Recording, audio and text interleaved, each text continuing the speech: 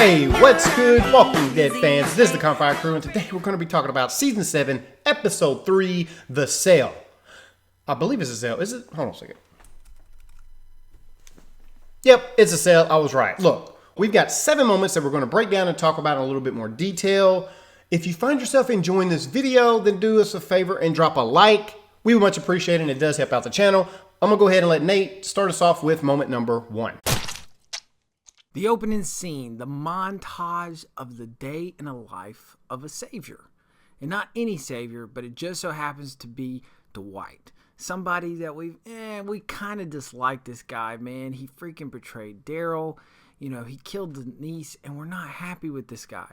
But you see what rewards you get for being a savior. I mean, you get to make great looking sandwiches. I mean, this sandwich looked really good. I was really hungry after watching this, and that's something that doesn't happen on Walking Dead. It should be the opposite of that. But as we're watching this whole montage take place, you see all the benefits, but you can't help from asking yourself, at what cost? A cost that we will find out later on in this episode. Sherrie is reintroduced to the show. If you remember, obviously, she was the one that Daryl had helped out before. She instantly recognizes Daryl, and then she goes on to have a little conversation with Dwight, saying, like, the test is negative, and Dwight's like, hey, maybe next time. But didn't look too excited about it. Look, I didn't catch this at first. I didn't realize the full impact of this scene initially, but this episode is just as much about Dwight hitting a breaking point as it is about Negan breaking down Daryl. You'll see this throughout the course of this entire episode because that's pretty much the underlying theme of everything, but I thought it was a powerful scene.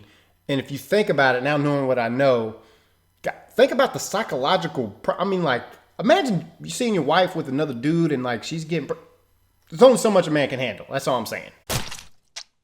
You know, Negan is such a great boss. He's worried about his people. He's worried about everything about them. He's worried about their privates working properly, which is funny because he has that conversation with Dwight and says, hey man, are you okay? You know, after that guy took a bite of you.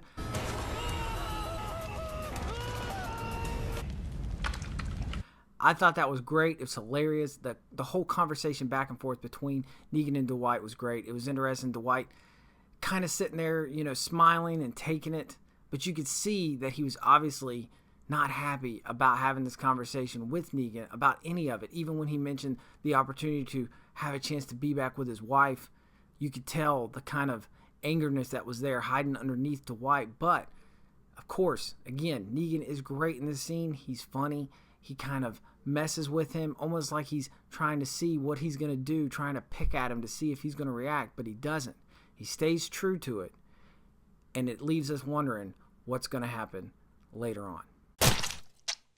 Daryl escapes from the cell and gets caught trying to steal a bike. Look, Negan's men's ready to pounce. They pop out, and then you get a nice little great scene of Negan coming out, talking smack like he always does, and putting you on the edge of your seat. You know, you're not really sure what's going to happen. At no moment did I feel like Daryl was going to die or anything like that, but, you know, he might get a toe popped, he might get kneecapped. You know, you're not really sure with this guy. And he shows the will that he has over his subjects. Like, they're all just going around saying, I am Negan. Lets them know, like, bro, I'm everywhere. I'm everywhere. I see everything. This ain't the place to be trying no funny stuff. Gives them 3 options, right? Lays that you can be a walker on the wall, you can scrub my floors, or you can have the good life, man. I can give you that good life. And as I'm watching the show, I'm like, option number 3 sounds like something for me. You know, I'm thinking I'm going to try them dog food sandwiches, man. They're not working out for me. I want the egg sandwich. Give me an egg sandwich. That's what I'm thinking about right now. Look, but the best part of this whole scene that I liked was when, you know, Negan kind of, you know, like, I hit you with this bat. Come at him. Daryl doesn't budge. Doesn't even budge. Now think about this. Most men ain't trying to flinch. You know, another man flinch at you, you know, you're not trying to flinch. But when it's a psychopath on the other side of you with a bat that's wrapped in barbed wire that you've literally seen beat the brains out of your friends right in front of your eyes, you might flinch a little bit. But Daryl ain't no punk. Dwight finally catches up with the guy who had escaped. And as he's bringing him back, the guy's begging him. He said, there's nothing left for me. I'm ready to die. Just kill me. Dwight doesn't kill him. He keeps pushing him forward. But then there's a moment where Dwight thinks about it, and he does end up killing him. Now, he does bring him back, and he's a walker, and he gets added to the rest of the walkers. But it's interesting because Dwight is remembering all these different things, and you can kind of see the wheels slowly starting to turn inside Dwight's head. Daryl gets brought to Negan. Look, he's in the cell. Dwight hands him a photograph. Daryl starts crying. He's got the music playing in his ears. And you think he's starting to break down a little bit. Now, I assumed that photo was just a picture of like maybe Glenn's brains bashed out. You know, they had the pictures of him, you know, of his victims. I assumed that's what it was. I couldn't see it that clearly. Somebody in our Facebook group chat suggested that it might be nothing. There was just a picture of nothing. It was another head game. I'm not really sure. If you know, comment down below and let me know what was in that photograph. Was this Glenn head or was it a picture of nothing? Because I didn't get a good enough look. Anyway, he goes to Negan. You get another amazing, fantastic monologue from Negan explaining about what he's done to Dwight and his backstory, which I'll let Nate talk about in just a second. But let me I have to talk about this one scene, and that's when he asked Daryl, "Who are you?" I honestly didn't know what Daryl was going to say. Even if he had said, "I am Negan," you would have thought he's playing a card, right? Like he doesn't really believe that. But like we said before, Daryl ain't no punk. And Daryl's sitting there and he's just like, Daryl. And I don't know, man. I was cracking up. And the reaction from Dwight was priceless. Like Dwight was like, "What? Are you stupid? He burnt my face. Did you not listen to the story? Burnt my face with an iron. Just check, you know." And Negan shuts his boy up real quick. Like, "Hush it up, son. Can't help it. He made a bad decision." I don't know. You just see it. I love that interaction. I thought it was a great scene. Dwight goes on to throw, Dwight goes on to throw Daryl back in the cell.